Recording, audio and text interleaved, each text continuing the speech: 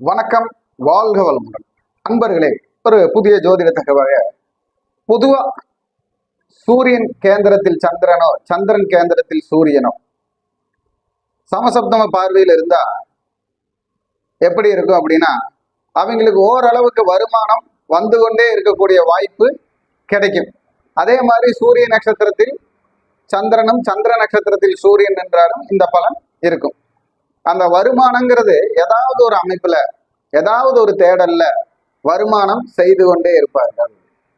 அதே அந்த வருமானம் நிலையான வருமானமா, நல்ல வருமானமா, நம்ம எப்பவுமே காக்கக்கூடிய வருமானமா அப்படிங்கிறது அவர்கள் நின்ற அதிபதிகள் தசை நடந்தாலும் புத்தி நடந்தாலும் அந்த மாதிரி ஒரு வருமான வாய்ப்புகள் கிடைக்கும். அதே மாதிரி நின்ற நட்சத்திராதிபதிகளோ நின்ற அதிபதிகளோ, அதாவது சூரியன் சந்திரன் நின்ற நட்சத்திராதிபதிகளோ நின்ற அதிபதிகளோ பலமாக இருந்தாலும் அவர்களுக்கு நிரந்தர வருமானம்னு சொல்லக்கூடிய வருமானம் வரும்.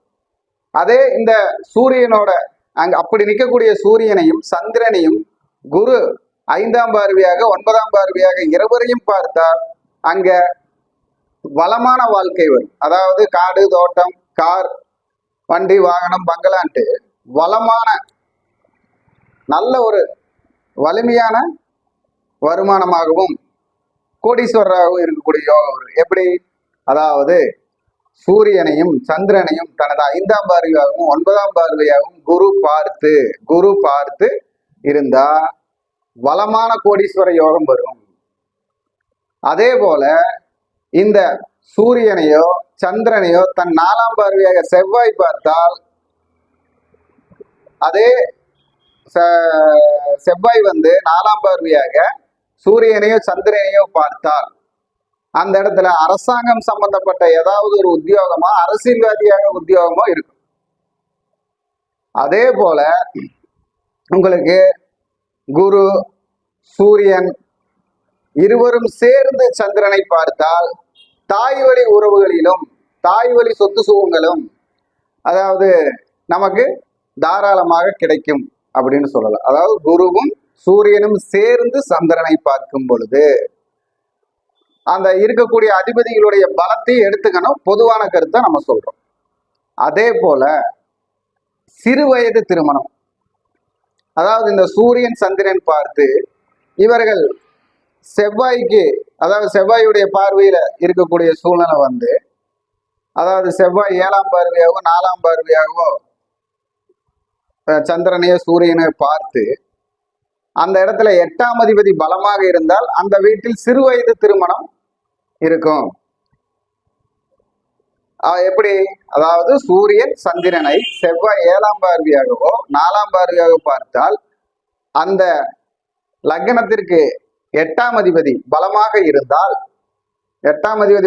இருந்தால் அந்த ஜாதகருக்கே சிறு வயது திருமணமாக இருக்கலாம். இல்லைன்னா குடும்பத்துல சிறு வயது திருமணம் கண்டிப்பாக இருக்கும், இல்லாம இருக்காது. இந்த சூரியனை கடந்து சுக்கிரன் இருக்கும் பொழுது அந்த சுக்கிரனை செவ்வாய் தன் 7ஆம் பார்வையாக பார்த்தால் அந்த வீட்லயும் சிறு வயது திருமணம் கண்டிப்பாக வரும். அதாவது சகோதரிக்கு சிறு வயது திருமணம், அதே மாதிரி கலப்பு திருமணம் வரும். தாய் தந்தையே கலப்பு திருமணமா இருக்கலாம், இல்லைன்னா சகோதரி கலப்பு திருமணமா இருக்கலாம்.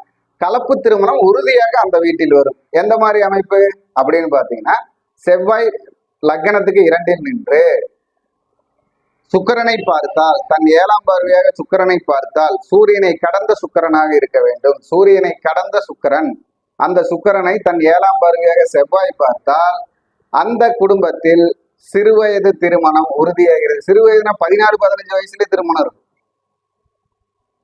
அந்த ஒரு 20 வருஷத்துக்கு முன்னாடி அமைப்புல எல்லாம் பார்த்தீங்கன்னா இந்த கல்யாண அமைப்பு நிறைய இருக்கும்.